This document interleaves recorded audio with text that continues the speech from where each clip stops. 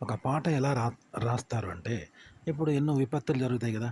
భూకంపం వస్తది. సునామీలు వస్తున్నాయి. రైలు ప్రమాదాలు జరుగుతాయి.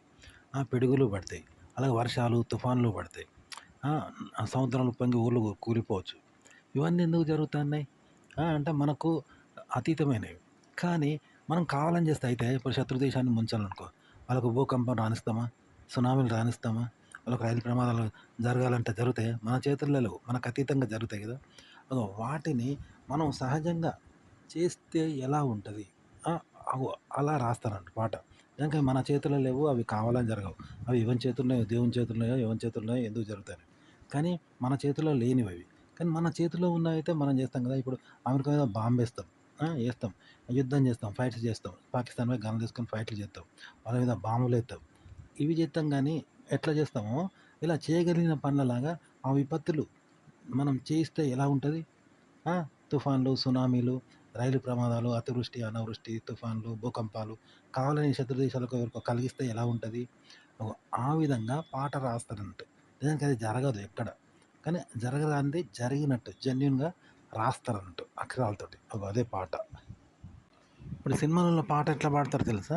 ఒక పాటను అయిపోయిందనుకో మళ్ళీ రీప్లే చేస్తే ఎట్లుంటది? మళ్ళా అలాగే పాడుతా ఉంటది. మళ్ళా అలాగే వస్తది. మళ్ళీ రీప్లే చేస్తే అలాగే పాడుతా ఉంటాడు. డాన్స్ కూడా రీప్లే చేస్తే మళ్ళీ అలాగే డాన్స్ చేస్తా ఉంటాడు. జెన్యూన్‌గానే చేస్తే మళ్ళీ రీప్లే చేస్తే కూడా మళ్ళీ అట్లనే ఎందుకు చేస్తారు? ఎవరైనా చేస్తారా అట్లా? మళ్ళీ రీప్లే చేస్తే మళ్ళీ జెన్యూన్‌గా అట్లనే చేస్తా ఉంటాడు చూసినావా? అట్లా జెన్యూన్‌గా అయ్యేది ఎట్లా చేస్తారంటే రీప్లే. అంటే మనం ఒక సినిమాని చూసి స్టెప్స్ కూడా మళ్ళీ అలాగే చేస్తే ఎట్లుంటది గుడ్డిగా? అలా అన్నట్టు. వాళ్ళు చేసింది జెన్యూన్‌గా కాకుండా అలాగే గుడ్డిగా చేస్తారన్నట్టు అట్లా. ఓకే. చేస్తా ఉంటే మనకు జెన్యూన్‌గా కనబడుతది. అట్లనే పాట కూడా గుడ్డిగా పాడుతా ఉంటారు. జెన్యూన్ పాట స్టైల్ అదే. కానీ వాళ్ళు గుడ్డిగా పాడుతా ఉంటారు. రీప్లే లాగా. పాడుతా ఉంటే మనకు జెన్యూన్‌గా అనిపిస్తదన్నట్టు. ఆ జెన్యూన్‌నే రీప్లే చేస్తే మళ్ళీ రీప్లే అయిద్ది. ఒక మరబొమ్మని తీసుకొచ్చి ఆన్ చేస్తే డ్రర్ అని పోతది. మళ్ళీ తీసుకొచ్చి ఆన్ చేస్తే డ్రర్ అని పోతది కదా! ఎన్ని సార్లు ఆన్ చేస్తే అన్ని సార్లు అలాగే పోతది కదా! అట్లా ఎన్ని సార్లు రీప్లే చేసినా మళ్ళీ అదే పాటొస్తదో, అలా రీప్లేలాగా పాడుతా ఉంటారు. జెన్యూన్‌నే గాని రీప్లే చేస్తే ఎలా అయితే పాటొస్తదో ఆ విధంగా వాడుతా ఉంటారంట. ఓకే. అది జెన్యూన్ గాదు. జెన్యూన్‌గా ఉంటది పాట జెన్యూన్‌గా పాడతారు గానీ, రీప్లే చేస్తే ఎట్లొస్తదో అలా పాడుతా ఉంటారట. పాడే విధానం అదనమాట. అట్లా చేయాలన్నట్టు పాటలు. మామూలుగా అబ్బాయిలు కసితో ఆడవాళ్ళంటారు. "అగో నా మెండెడు" అంటారు. "నువ్వు నా మెండెడు" అంటారు. "ఇది నన్ను దెంగుతది" అంటారు. అట్లా కసితోటి రివర్స్‌లో. ఆడోళ్ళు కూడా "అగో నా పెళ్ళాం, నువ్వు నా పెళ్ళాం" అని అబ్బాయి అన్నదనుకో అది అదృష్టవంతుడు అన్నట్టు అబ్బాయి. అమ్మాయి అబ్బాయిని పెళ్ళాం, నేనే నీ మొగుడినిరా అన్నదనుకో అదృష్టం అన్నట్టు అబ్బాయికి. ఇప్పుడు మనం మనిషి ఏం చేస్తాడు? దగ్గుతాడు. తెలియకుండా దగ్గుతాడు. పిత్తుతాడు. అలాగే వాంతులు చేసుకుంటాడు. మోషన్స్ అయితాయి. జారి పడతాం. సో, ఇవన్నీ కావాలని చేస్తామా? కావాలని జరుగుతాయా? మనకు తెలియకుండా జరుగుతాయి గదా! వీటిని ఇప్పుడు సినిమాల్లో ఒక పాట చూపిస్తారు చూసినావా? హీరోయిన్ల మధ్య లవ్ సాంగ్ ఉంటది చూసినావా? ఊటీలో ఒకరినొకరు ప్రేమించుకుంటూ పాడుతూ ఉంటారు గదా! అవన్నీ గూడా అవి కావాలని చేసినట్టు ఉంటాయి. కానీ అవన్నీ కావాలని గాదు. ఇప్పుడు చెప్పాను గదా! యాదృచ్ఛికంగా జరుగుతాయి చూసినావా?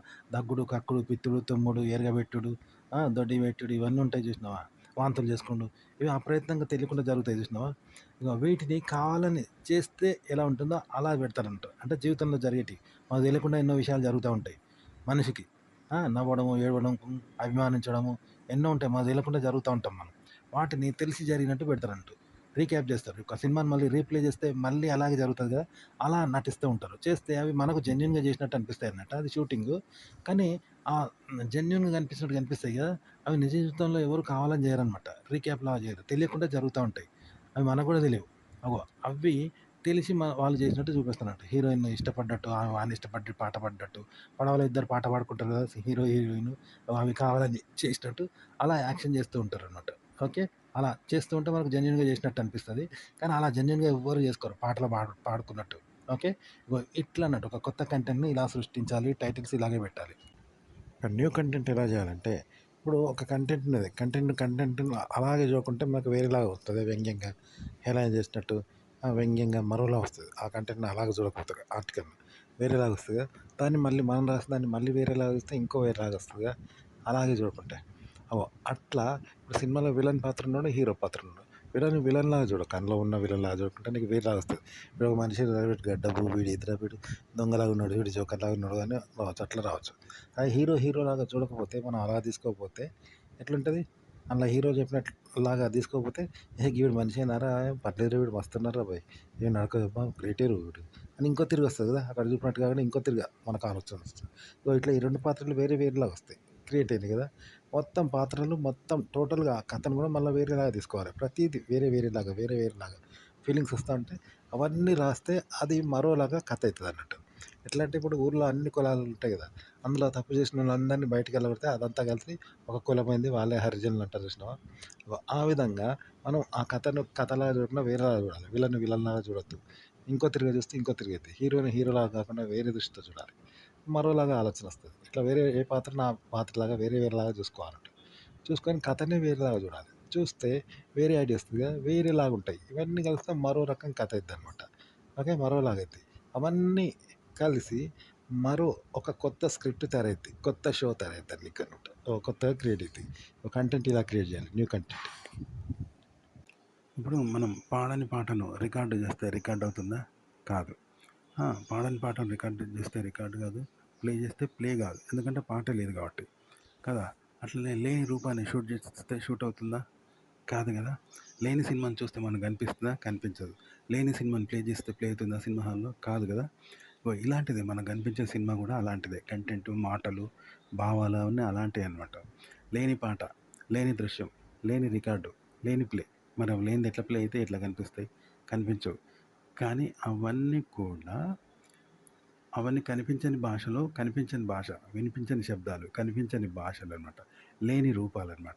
అయితే మనకు స్క్రీన్ మీద కనిపిస్తుంది కదా! ఇవన్నీ ఏంటంటే అవి కూడా లేని రూపాలు, లేని శబ్దాలు, లేని భావాలు. రికార్డ్ గాని పాటలు, పాడని పాట, రికార్డ్ గాని పాట, దాన్ని ప్లే చేస్తున్నారు. రికార్డ్‌గా పాటను ప్లే చేస్తే ఎటది అగో అదే అనమాట. కాకపోతే దానికి రూపం ఇస్తున్నారు. శబ్ద రూపము, దృశ్య రూపము, మాటల రూపము, దృశ్య రూపము, భావ రూపము, ఆలోచన రూపము అంటూ మనకు ఇస్తున్నారనమాట. అంతే తేడా తప్ప అవన్నీ రియల్ కావు. ఇగో మీరు ఇలాగే ఇవ్వండి. ఒక కంటెంట్ గురించి మాట్లాడగలుగుతారు.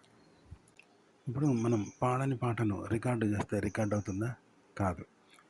పాడని పాటను రికార్డ్ చేస్తే రికార్డ్ కాదు. ప్లే చేస్తే ప్లే కాదు. ఎందుకంటే పాట లేదు కాబట్టి. కదా! అట్లనే లేని రూపాన్ని షూట్ చేస్తే షూట్ అవుతుందా? కాదు కదా! లేని సినిమాని చూస్తే మనకు కనిపిస్తుందా? కనిపించదు. లేని సినిమాని ప్లే చేస్తే ప్లే అవుతుందా సినిమా హాల్‌లో? కాదు కదా! ఇలాంటిదే మనకు కనిపించే సినిమా కూడా అలాంటిదే. కంటెంటు, మాటలు, భావాలు అవన్నీ అలాంటివే అనమాట.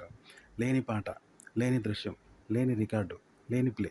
మరి అవి లేనిది ఎట్లా ప్లే అయితే ఎట్లా కనిపిస్తాయి? కనిపించవు. కానీ అవన్నీ కనిపించని భాషలో కనిపించని భాష, వినిపించని శబ్దాలు, కనిపించని భాషలనమాట. లేని రూపాలనమాట. అయితే మనకు స్క్రీన్ మీద కనిపిస్తుంది కదా! ఇవన్నీ ఏంటంటే అవి కూడా లేని రూపాలు, లేని శబ్దాలు, లేని భావాలు. రికార్డ్ గాని పాటలు, పాడని పాట, రికార్డ్ గాని పాట, దాన్ని ప్లే చేస్తున్నారు. రికార్డ్‌గా పాటను ప్లే చేస్తే ఎటది అగో అదే అనమాట. కాకపోతే దానికి రూపం ఇస్తున్నారు. శబ్ద రూపము, దృశ్య రూపము, మాటల రూపము, దృశ్య రూపము, భావ రూపము, ఆలోచన రూపము అంటూ మనకు ఇస్తున్నారనమాట. అంతే తేడా తప్ప అవన్నీ రియల్ కావు. ఇగో మీరు ఇలాగే ఇవ్వండి. ఒక కంటెంట్ గురించి మాట్లాడగలుగుతారు. కంటెంట్ ఎలా క్రియేట్ చేయాలి? సృష్టించాలి. అంటే మనం సొంతంగా అంటే ఇప్పుడు దయ్యాలున్నాయి. దయ్యాలను చూసి భయపడతాం.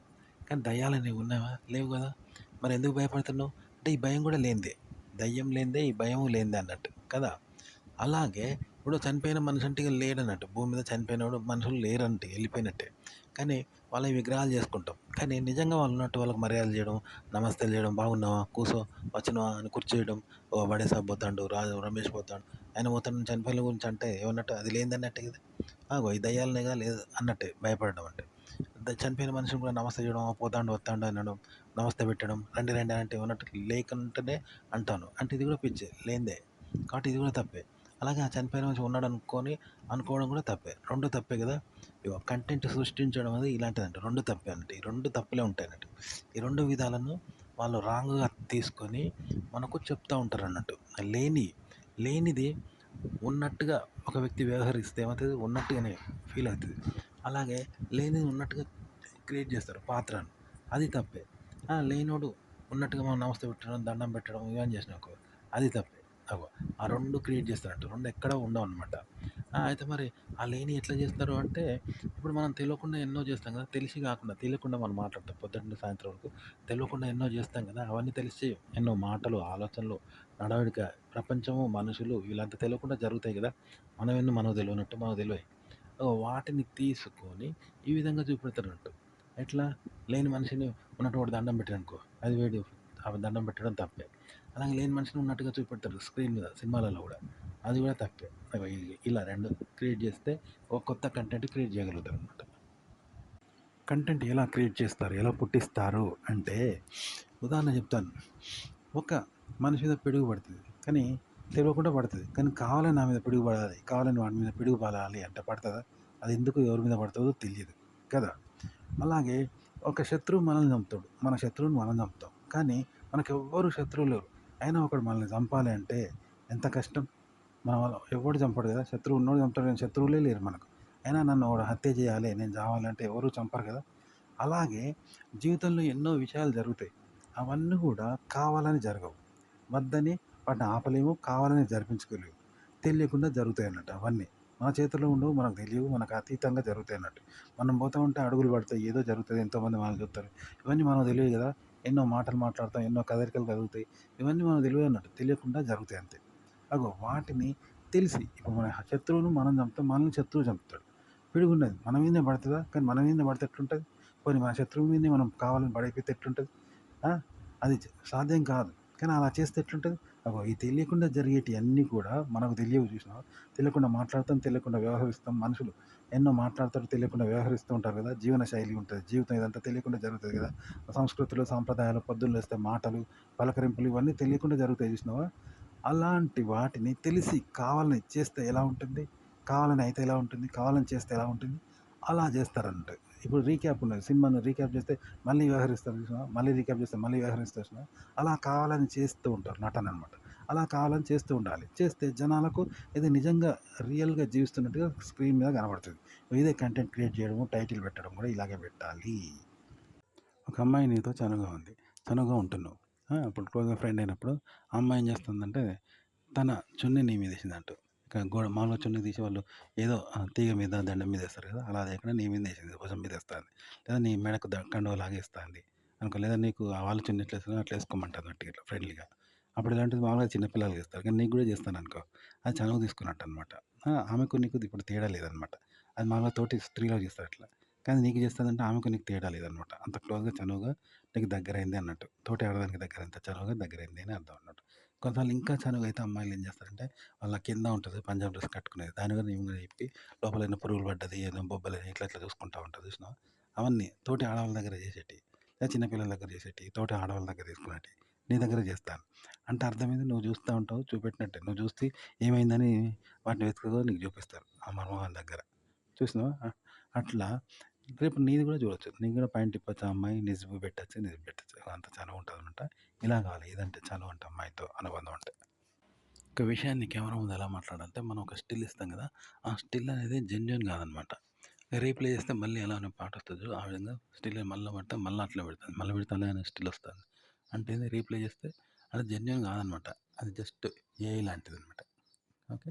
అందులో స్మైలు, నవ్వు, ఫీలింగ్స్, ఫేస్ ఫీలింగు, స్మైలు, ఇవన్నీ ఉంటాయి కదా, ప్రాణం ఉన్నట్టుంటే అది కూడా జెన్యున్ కాదనమాట. అదొక సెట్టింగ్ అనమాట, కంప్యూటర్ రీప్లే చేయగానే మళ్ళీ అట్లా వస్తుంది అంతే తప్ప అందులో నిజం ఉండదు. ఓకే. మరబొమ్మ లాంటిది అనమాట.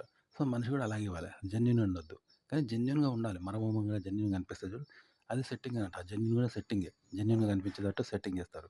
స్టిల్ కూడా సెట్టింగే, జెన్యున్ కాదు, కానీ జెన్యున్గా పెట్టినట్టు ఉంటుంది. జెన్యున్గా చేస్తే ఎలా ఉంటామో అలా సెట్ చేస్తారు అనమాట. ఓ అలా పెట్టాలంటూ. అయితే మనం ఒక కంటెంట్ కెమెరా ముందు మాట్లాడాలన్నా కూడా మనం జెన్యూన్‌గా మాట్లాడినట్టు మాట్లాడాలి. అందులో భావాలు, ఆలోచనలు, నవ్వు, ఆలోచనలు తెచ్చిపెట్టి కంటెంట్ మాట్లాడడం కూడా జెన్యూన్‌గా మాట్లాడినట్టు ఉంటది. అది సెట్టింగ్ అనమాట. సెట్టింగ్ అంతే. రీప్లే చేస్తే మళ్ళీ అదే వస్తది చూసినావా? మళ్ళీ రీప్లేస్ చేస్తే అదే వస్తది. మళ్ళీ రీప్లే చేస్తే అట్లా వస్తదా? అగో అట్లా అలాంటిదే మనం కంటెంట్ అనేది ఆ విధంగా మాట్లాడినట్టు. ఓకే.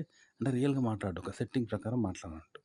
మీరు ఒక ఆర్టికల్ చదివి దాన్ని ఆ సెట్టింగ్ ప్రకారం మాట్లాడండి. అవసరమైతే 2, 3 సార్లు టేకులు తీసుకున్నా సరే, సెట్టింగ్ ప్రకారం మాట్లాడండి. ఎలా నవ్వాలి, ఎప్పుడు నవ్వాలి, ఎలా నవ్వాలి, ఎలా చెప్పాలి. మళ్ళా సేమ్ రెండోసారి మళ్ళా అలాగే ఎలా నవ్వాలి, ఎలా చెప్పాలి, ఏం చేయాలి అనేది మళ్ళా మూడోసారి అలాగే ఎలా నవ్వాలి, ఏం చేయాలి, ఎలా మాట్లాడాలి, ఎలా నటించాలి, ఇట్లా సేమ్ అలాగే చేస్తుండాలి. అంతే, అదొక సెట్టింగ్ అన్నమాట, రియల్ కాదు, జెన్యూన్ కాదనమాట. మళ్ళీ మళ్ళీ ప్లే చేస్తే మళ్ళీ అదే వస్తది చూసినావా? ఆ విధంగా చేయాలనమాట. చేస్తే అద్భుతంగా ఉంటది. చాలా చక్కగా ఆకట్టుకోగలుగుతారు జనాన్ని. ఓకే. జెన్యూన్‌గా మాట్లాడేదానికన్నా ఇలా మనం సెట్టింగ్ ప్రకారం మాట్లాడితే అద్భుతంగా ఆకట్టుకోగలుగుతారంట. అలా జెన్యూన్ ఉండదనమాట. ఒక సెట్టింగ్ ప్రకారం మాట్లాడతాను. అది అద్భుతంగా ఉంటది. గుర్తుపెట్టుకోండి. ఇదో మంచి ట్రిక్.